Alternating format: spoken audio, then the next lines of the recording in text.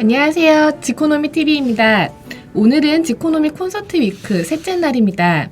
오늘 라이브는 김원동 경제정의 실천 시민연합 부동산 건설개혁 본부장님을 모셨습니다. 안녕하세요. 예, 안녕하십니까. 저희 이제 지코노미 TV 첫 출연이신데 일명 문재인 정부 부동산 정책 저격수로 굉장히 유명하세요. 이렇게 이제 또 판넬도 들고 정책이 어디가 어떻게 잘못된지도 시원시원하게 밝혀주시고 그동안 또 그랬었던 것 같은데. 예, 제가 뭐 저격수인지 네. 모르지만 작년 11월 19일 날 대통령께서 국민과의 대화에 나오셔가지고 네. 뭐 부동산만큼은 자신 있다. 집값은 뭐 일부 지역이 하락할 만큼 안정됐다. 그 말씀을 하시는 걸 듣고 이거 정말 대통령께 네. 대통령의 눈과 귀를 가리는 네. 간신배들이 많이 둘러싸여 있구나. 그다음에 이 국토부나 관료들이 대통령을 속이고 있구나. 네. 그다음에 우리 대통령께서는 친척이나 친지나 자식들이나 가족들이 아파트에 관심이 없는 사람들만 있나 보다. 이런 생각이 들어가지고 네. 우선 대통령이 임명한 청와대 참모들, 참모들이 가진 아파트 값이 30개월 동안 문재인 대통령이 얼마나 많이 올려줬는지 그걸 내가 밝혔습니다. 그래서 관련해서 또 이제 책도 최근에 내셨잖아요. 예, 그래서 그렇죠. 제가 뭐 누가 끌어올리고 있나 하는 걸 이 책에 담았습니다. 그래서 얼마나 끌어올렸는지, 네. 어떻게 끌어올렸는지, 누가 끌어올렸는지 와 아울러서 대안을 어떻게 하면 집값을 안정적으로 관리할 수 있는지 또 어느 정권에서 집값을 안정시켰었는지 그런 사례들 등등을 담았으니까 좀 많이 봐주시면 좋겠네요. 봐주셨으면 좋겠습니다. 네, 이 책에서 보면 이제 저도 네. 읽어봤는데 노무현 정권이랑 문재인 정권이 오히려 이제 집값 정책에 있어서 좀 많이 실망감을 줬다고 설명을 하고 계신데 어떤 부분에서 좀 그런가요? 사실 2000년에 네. 강남의 타워팰리스라는 아파트는 평당 900만 원, 30평짜리를 2억 7천에 분양을 했는데도 70%가 미분양이었습니다. 네. 즉 강남 아파트가 3억이 안 됐다는 얘기죠. 그 3억도 안 되던 강남 아파트 값을 노무현 정부가 네. 14억을 만들어서 9억을 끌어올리고 네. 9억을 억지로 막 끌어올리고 5년 동안 네. 그다음에 이명박 박근혜 정부 9년 동안은 2억이 떨어졌습니다. 떨어졌다가 이제 박근혜 정부에서 좀 올랐고 네. 그다음에 문재인 정부에서는 불과 3년 만에 7억, 8억을 끌어올렸어요. 즉 3억짜리 아파트를 네. 이 두 정권이 20억을 만들어 가지고 자기들한테 표를 주지 않은 강남의 아파트를 가진 분들에게 네.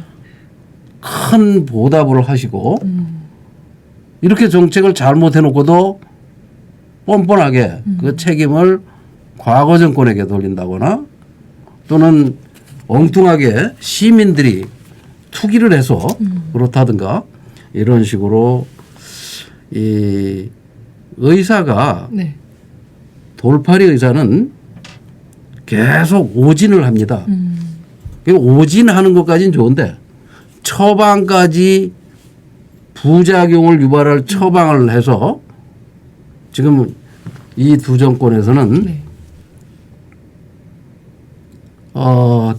집이 없는 40%, 또 집 한 채 가진 50%, 이 90% 이상의 시민들에게 고통만 안기는 이 문재인 정부 같은 경우는 내건 구호가 소득주도 성장입니다. 그래서 최저임금도 올리고 소득을 높여서 경제를 활성화시킨다고 해놓고 지난 3년 반 동안 40개월이 넘는 동안 이 불로소득만 키워가지고 청와대 참모들이 아까도 말씀드린 대로 장하성 정책실장 아파트가 10억, 김수현 정책실장 아파트가 10억, 이 청와대 수석들은 집 한 채 가지고도 다 10억씩 벌고 그다음에 이 정부의 총리를 했던 이낙연 씨는 99년에 2억 주고 산 아파트를 20억에 팔았어요. 네. 그 사람이 산 아파트는 노무현 정부에서 7억이 오르고 문재인 정부에서 8억이 올라가지고 그 자기가 여당만 되면 네. 자기 집값을 거의 2배로 10배로 올리는 거예요. 그리고 그 집을 팔아가지고 종로에 가서 집을 또 사고 전세 살면서 지금 여당의 대표가 됐습니다. 근데 사실 이 그 이명박 박근혜 정권 때는 집값이 좀 떨어지거나 이제 주춤했는데 네. 그게 이제 금융위기 때문이라는 뭐 그런 얘기도 그런 있잖아요. 가짜 뉴스들을 얘기하는데 네. 이 표를 차트를 보시면 네.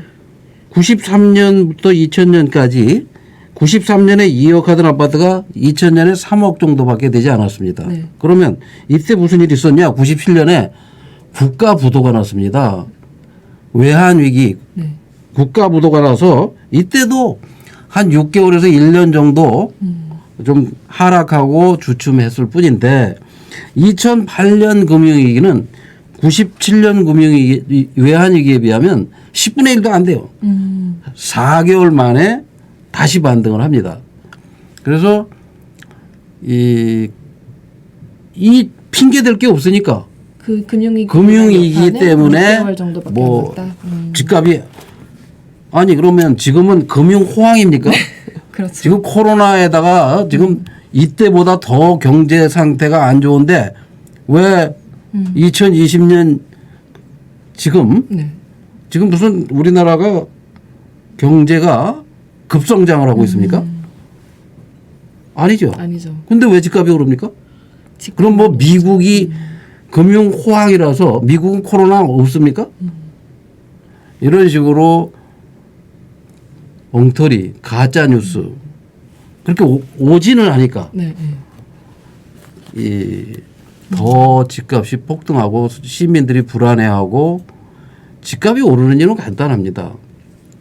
자기 주변에 친구나 지인이나 친척이나 이런 분들이 집을 사서 돈을 벌었다고 자꾸 얘기를 하면 그게 점심 먹는 데서 직장인들끼리 저녁 회식 자리에서 결혼식장에서 장례식장에 가서도 집 얘기를 합니다. 누가 어디에 집 사서 돈을 얼마나 벌었다고 이런 얘기를 자꾸 하다 보면 그게 3개월 6개월 그런 얘기를 들으면 그러려니 사람들은 나도 돈을 빌려서라도 빨리 무리를 해서라도 집을 사야 되는구나 하는 생각을 갖게 되고 그런 조바심이 커지면 확산되면 그런데 정부가 정책을 잘 내놔서 그런 심리를 진정시켜야 되는데 네. 과거 그 89년도에 노태우 정부도 그런 경우가 있었어요. 근데 노태우 정부 같은 경우는 2년 안에 집을 잡았어요. 집값을 잡았어요. 어떤 정책을 내놨죠? 이 5대 신도시에 이 200만 원 공급에 또 토지 공개념 3법에 여러 가지 제도를 도입해서 집값을 한 번에. 2년 안에 다 완전히 잡았어요. 근데 노무현 정부와 문재인 정부의 특징은 네. 노무현 정부는 5년 내내 집값이 올랐고 문재인 지금 정부는 지금 집권하자마자 하는 날부터 지금까지 하는 날부터 지금까지 오늘까지 계속 오르고 있고 근데 그 오르는 걸 모른다는 거예요. 그래서 이렇게 한심한 정부기 때문에 저는 이 무능하고 한심한 정부에 대통령께서도 그걸 사실을 몰라서 가르쳐 드리려고 지금 온 방송이나 네. 이 언론에 인터뷰를 하고 책도 쓰고 이러고 있습니다. 그럼 지금 이제 신임 장관으로 거론되신 변창흠 그 사장님께서는 어떠신 것 같아요? 괜찮으실 것 같으세요? 글쎄 그분은 네. 2006년 노무현 정부에서 홍준표 야당 의원이 반가 아파트를 주장할 때 네. 토지 임대 건물만 분양하자 하고 홍준표 의원이 주장을 할 때 네. 같이 그거 참 좋은 정책이니까 하자. 그다음에 오세훈 서울시장이 2006년 9월에 후분양제와 분양원가 공개와 분양가 상한제를 하니까 네. 대통령께서 3년간 고집 부리던 분양원가 공개를 서울시장, 야당 시장이 공개를 한다고 하니까 안 할 수가 없잖아요. 네.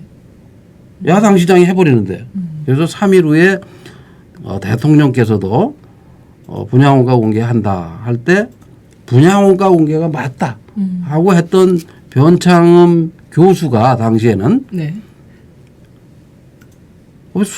박원순 서울시장 따라서 SH공사 사장이 돼가지고 분양원가 공개할 줄 알았어요. 네. 분양원가 공개를 안 하고 분양가 상한제도 안 하고 후분양주 후퇴하고 그래서 제가 지금 SH공사하고 네. 소송 중입니다. 그다음에 이 사람을 또 LH공사 사장을 갖다 앉혀놨어. 네. 또 거기서도 안 해. 네. 원가 그래서 LH공사하고도 또 소송 중입니다. 아.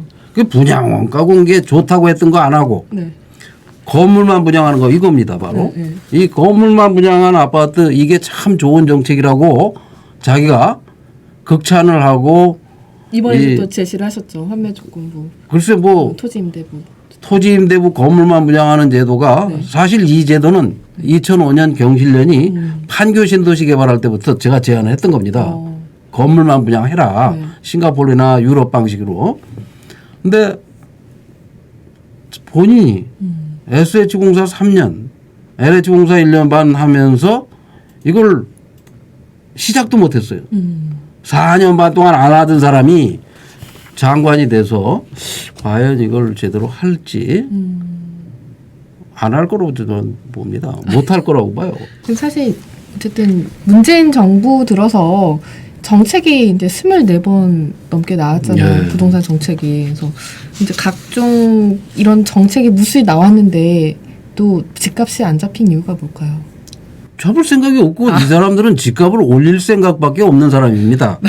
이 정부는 출범할 때 네. 50조를 투입해서 도시 재생을 하겠다고 그랬어요. 1년에 10조씩.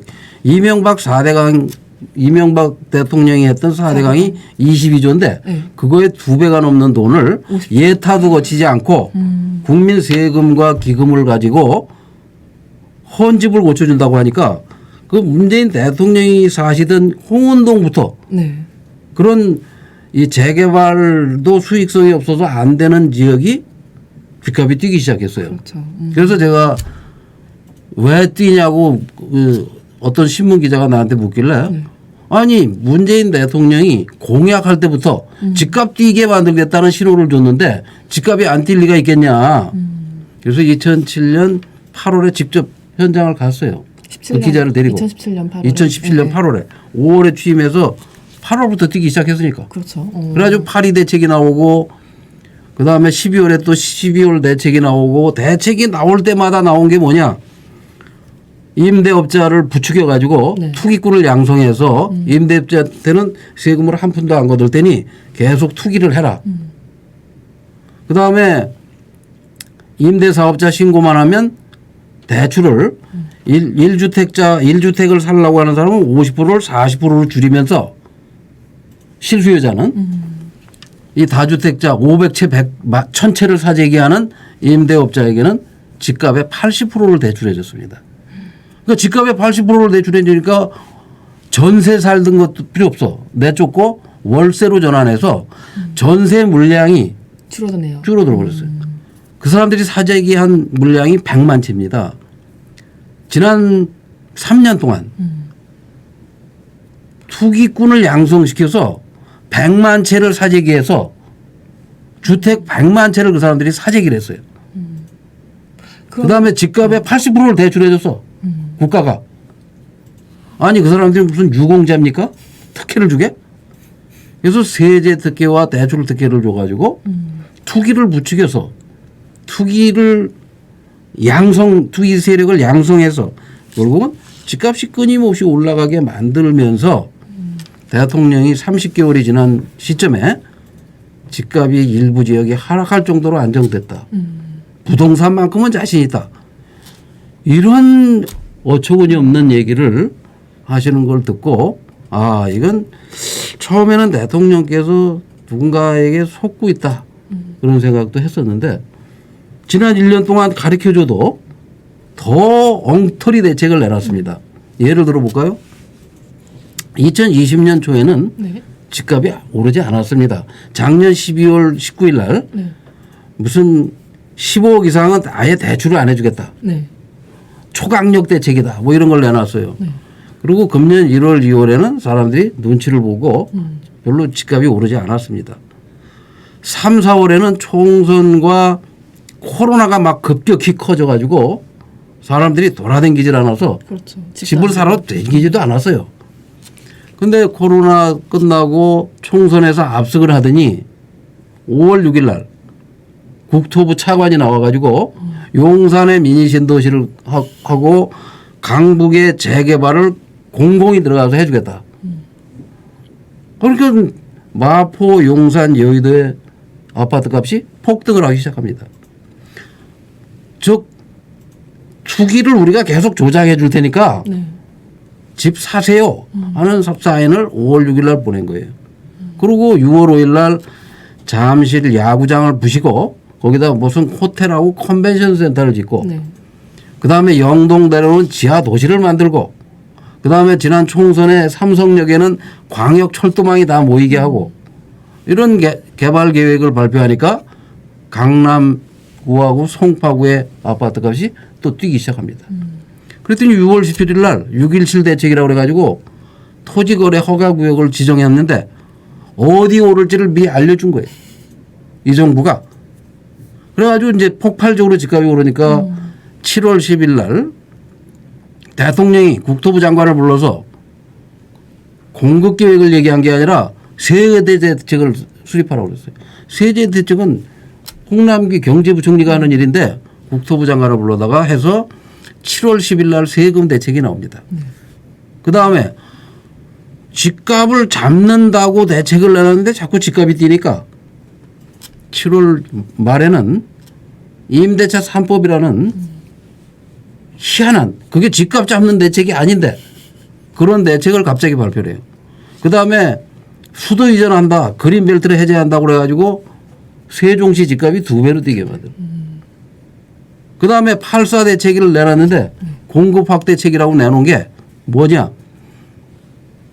3기 신도시는 문재인 대통령 임기 내에는 어차피 안 되니까 무슨 예약을 하겠다. 사전 청약을 받겠다. 네. 아, 무슨 예약을 해. 무슨 예약을 얼마에 공급될지도 모르는 걸 예약할 사람이 어디 있어요. 그런 어처구니 없는 공급 대책에다가 강남과 강북을 공공이 참여해서 재개발 재건축을 대신해 주겠다. 신도시 개발로 폭리를 취한 공기업이 구도시까지 들어가서 재개발 재건축을 해서 집값을 끌어올려 주겠다. 그러니까 지금 강북 같은 데는 분양가 상한제 예외를 한다고 하니까 다세대 연립 빌라가 폭등하고 있어요. 이 정부는 집값이 어디 오를지 다 찍어주는 정부야. 그러놓고선 무슨 집값 잡는 대책이라고 20몇 번을 내놔봐야 네. 집값이 잡힙니까? 그러면은 본부장님이 생각하시는 그 24번의 부동산 규제책 중에서 가장 이제 실패했다. 가장 다 실패했죠. 다 실패했군요. 다 실패했지. 한 가지도 성공한 게 없는데 무슨 뭘 아니 집값이 안정되고 주춤하게 만드는 효과가 있어야 효력이 있는 약효가 있다고 그러지. 집값을 계속 끌어올리는데 사람들을 더 불안하게만 만드는데 무슨 약효가 있겠어요? 혹시 뭐 아시는 거 있습니까? 약효? 글쎄요. 없죠. 그 24번째 대책 중에 네. 그 무슨 호텔을 사서 네. 원룸을 만든다. 그것도 지금 저희가 법적 검토를 해서 고발을 할까 지금 생각을 해요. 왜? 아니 무슨 국민 세금을 가지고 네. 호텔을 사가지고 비싼 거. 이 우리나라는 공기업이 싼 토지를 얼마든지 강제로 수용할 수 있는 수용권이 있는데 그런 걸 사서 그런 땅은 공공택지는 다 건설업자나 재벌한테 싸게 팔고 아파트 분양을 해가지고 바가지를 씌우고 그러면서 왜 국민 세금으로 220억 주고 산 호텔에 100가구를 하면 한 가구당 2억이 넘게 돈이 들었는데 그걸 보증금 100만 원에 월세 30만 원 줘서 해가지고 그 동네 원룸 시세보다도 낮게 주면 네. 거기 거기 못 들어가는 사람들은 얼마나 우라통이 터질 거며 그렇죠. 국민 세금을 왜 쓸데없는 데다 낭비를 하느냐는 거예요. 네. 그다음에 그 호텔을 왜 누가 압력을 넣길래 그걸 그렇게 비싼 호텔을 사서 그게 그런 대책이 마련되기도 전에 벌써 이미 진행되고 있다가 그 대책이 발표되고 보름 만에 그걸 이미 다 하고 있었다는 거 아니겠어요? 그렇다면 여긴 상당한 문제가 있었다라는 생각이 들어서 지금 우리 법률가들과 지금 법률적으로 검토를 하고 있습니다. 네, 어쨌든 그 호텔 전세 같은 정책도 집값뿐 아니라 전세값이 같이 상승을 하니까 공여주택으로 빨리 이제 공급할 수 있는 전세를 찾다 보니 그런 정책이 나왔는데 이렇게 집값이랑 전세값이 같이 상승하는 것도 이게 30년 만에 온 거예요. 30년 만이군요. 89년 경실련이 생겼을 때 네. 그때 집값과 전세값이 같이 뛰었습니다. 89년에. 89년에. 그리고 30년 만에 네. 2019년 말부터 전세값이 뛰기 시작했어요. 그 전세값이 뛰는 이유는 간단합니다. 집값이 10억짜리가 20억 됐는데 네. 10억일 때는 전세를 4억에 놓습니다. 하지만 20억 되면 4억보다 돈을 더 받고 싶은 욕구가 건물주한테는 당연히 있죠. 그렇죠. 그러면 그게 이제 문재인 정부 3년 반이 지난 후 2020년 들어서 집값과 전세값이 동시에 동반 상승한다고 제가 6월, 7월 달부터 계속 얘기를 했어요. 경고를. 근데 갑자기 이렇게 뛰고 있는데 기름을 부은 거야. 임대차 3법이라는 걸 잘못 도입해가지고 임대차 3법도 네. 원래 도입하면 임대차 신고제부터 도입을 해야 됩니다. 그래서 임대 실태를 파악을 해야 되는데 임대차 신고제는 1년 유예를 시켜가지고 네. 지금 작동이 안 되고 있어요. 즉 이 정부가 월세 전세 시세가 어떻게 계약이 돼 있고 이 얼마나 많은 사람이 월세나 전세를 살고 있는지 실태 파악도 못한 상태에서 계약갱신 청구권하고 상한제를 도입했으니까 아니 상한제를 도입하고 뭐 시세를 파악해야 상한을 하든제를 하든 뭘 하든지 하는데 시세 파악은 1년 뒤로 밀어놓고 네. 이것도 부작용을 유발한 의도적으로 내가 보기엔 이렇게 멍청한 사람들이 아니면 이렇게 정책이 도입되면 어떤 부작용이 생길지 어떤 현상이 나타날지를 전혀 모르고 이렇게 정책을 방금도 이제 그 집값이 60%가 올랐다고 네. 말씀을 하셨는데 이 통계 조작 문제도 경실련에서 꾸준히 국토부와 이제 네. 싸우고 계신 문제잖아요. 그래서 서울 아파트 3년간 상승률이 국토부는 14%라고 얘기를 하고 이제 경실련에서는 52%라고 네. 얘기를 하시는데 왜 이렇게 큰 차이가 나나요? 그러니까 우리는 네. 청와대 수석들이 가진 집이 50%가 올랐고 네. 이낙연 총리 집이 50% 올랐고 네. 박병석 국회의장 집이 60% 올랐고 네. 누구 집이 얼마 올랐는지를 구체적으로 얘기를 합니다. 근거를 가지고. 그다음에 우리 경실련이 가지고 있는 한 15년 동안 사용한 샘플이 있습니다. 네. 그래서 우리 자체 통계로 봐도 크게 그 KB국민은행 숫자와 별 차이가 없습니다. 그래서 우리가 KB 중위값을 기준으로 52%를 했더니 국토부 장관은 작년에도 땅값 올라서 2천조 올라갔다 그랬더니 1,000조라고 하고 토론하자고 그래놓고 안 하고 이번에는 52% 올랐다고 그래서 14% 올랐다고 또 반박을 하더라고요. 네. 그러면 한번 토론 좀 해보자. 네. 그랬더니 또 피해요. 그래서 공문을 보냈습니다. 공문을 보내서 야 근거 자료를 좀 내봐라. 네. 어느 아파트가 서울에 10% 이상 14% 오른 아파트 좀 찍어달라. 그런 걸 좀 찍어만 줘도 내가 믿겠다. 하나도 몰라. 그 다음에 몰라요. 변창흠 씨 아파트는 내가 보기에 14%안 올랐는지 모르겠는데 네. 그것도 공시 가격을 조작해서 그렇지 그 이상 올랐을 거라고 저는 보고. 그러면은 이런 국회의원들이나 정치인들 중에서 가장 집값이 많이 오른 분은 누구신가요? 박병석 국회의장입니다. 박병석 국회의장은 2000년에 8억 하던 반포주공 1단지 아파트를 가지고 있는데 지금 58억이 돼가지고 자기가 정치 생활 20년 하는 동안 50억이 올랐어요. 와. 노무현 정부 때 한 20억 올리고 이 정권 들어와서 또 한 20몇 억 올려가지고 와. 자기 집값을 꾸준히 올린 뭐 이렇게 우리나라 이 고위 공직자들 선출직이나 임명직자는 평균 재산이 네. 25억 정도 됩니다. 그 중에 부동산이 네. 70%가 넘습니다.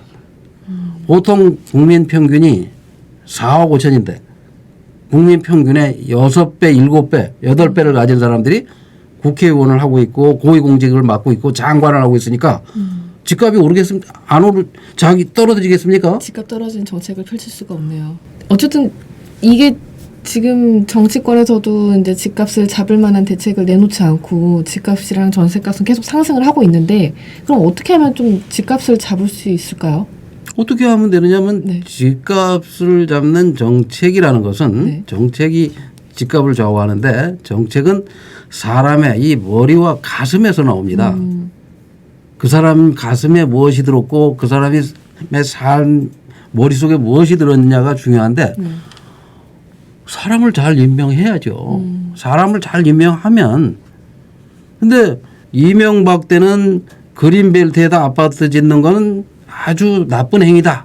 이렇게 하면서 노무현 때 그린벨트에 짓거나 문재인 정부에서 그린벨트에 짓는 거는 입 다물고 침묵을 한다거나 이렇게 비겁한 행동을 하는 사람들 겉과 속이 다른 사람들 시민운동가 할 때는 비판을 하다가 그다음에 이명박 정부에서는 안 보여드리려고 그러다가 이게 또 보여드릴 수밖에 없는 들고 오셨으니까 네. 이 그린벨트에다가 네.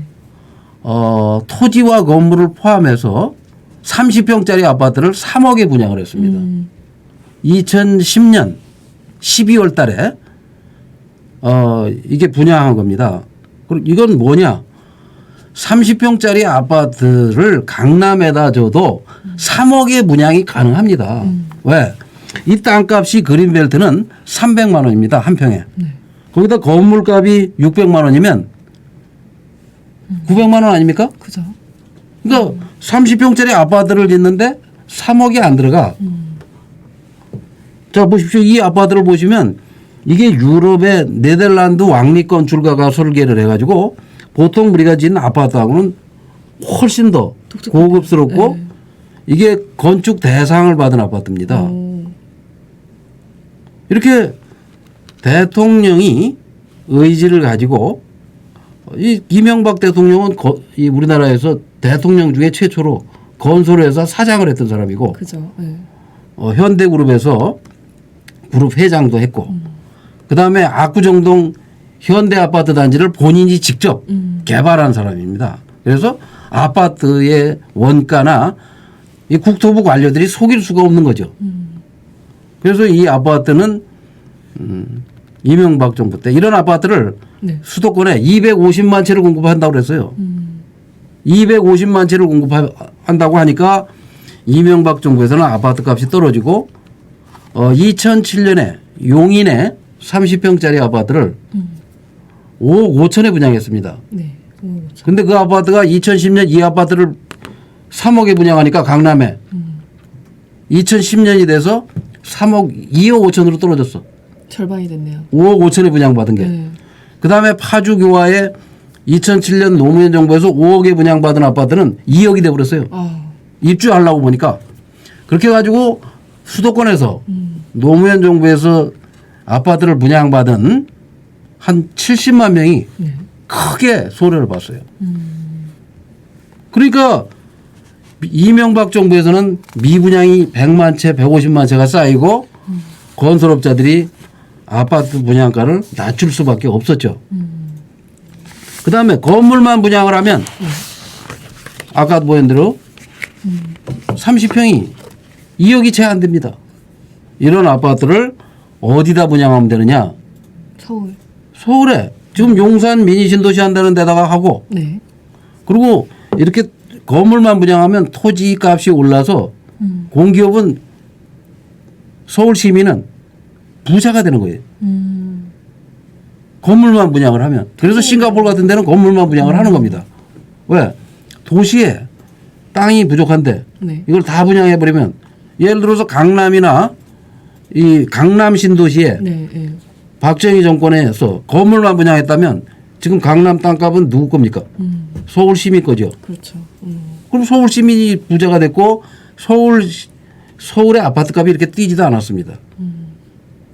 근데 250만 채 진다고 한 이명박 보금자리 토지를 30만 채 정도만 보금자리 주택을 공급을 하고 30만 채를 공급하고 나머지는 전부 다 공기업이 분양가를 부풀리고 분양가 상한제를 위반해 가면서 폭리를 취한 거예요. 그다음에 건설업자들한테 헐값에 나눠주니까 건설업자들이 100개씩 건설회사를 만들어 가지고 벌떼 입찰이라는 게 생겼어요. 제비 뽑기로 하니까. 자, 그때부터 이제 집값이 올라가기 시작합니다. 그래서 노무현 정부에서는 서울 아파트 값이 2억 6천이 올랐습니다. 5년 동안 1년에 5천만 원씩 올랐고 이명박 박근혜 정부는 9년 동안 9천만 원이 올랐습니다. 1년에 1천만 원씩 올랐고 문재인 정부는 한 달에 1천만 원씩 해서 3억 8천이 올랐습니다. 그러니까 문재인 정부하고 노무현 정부는 집값 올리는 귀재들만 갖다 청와대나 국토부나 여당에 포진해 가지고 서울 집값을 이 두 사람이 이 두 정권에서 다 끌어올린 겁니다. 근데 이런 사실을 일반 시민들이 알 수가 없죠. 그것이 이 기성세대만의 문제가 아니라 이 청년들, 젊은이들, 내 집 마련을 내 집 하나 갖는 것이 꿈인 서민들, 무주택자들 이런 분들이 우리에게 고통을 주고 더더군다나 임대차 3법을 도입해서 지금 30년 만에 처음으로 무주택자들 전세 살던 사람, 월세 사는 사람들까지 지금 어마어마한 고통이 가중되고 있고 그러니까 문재인 정부는 90%를 고통 속에 빠뜨려 놓은 거예요. 근데 그분들은 또 문재인 정부를 지지하지도 않아요. 그래서 지지율이 지금 67%에서 37%까지 30%를 제가 뺐는데 네. 앞으로 한 10% 정도를 더 추가로 빼서 네. 27%대가 되면 네. 제가 주장하는 정책을 노무현 정부도 2006년 9월에 네. 받아들이기 시작했고. 알겠습니다. 오늘 너무 감사했습니다, 본부장님. 예, 감사합니다. 저희 지코노미 라이브 위크 이제 마치겠습니다. 내일도 함께해 주시면 감사하겠습니다. 이상입니다.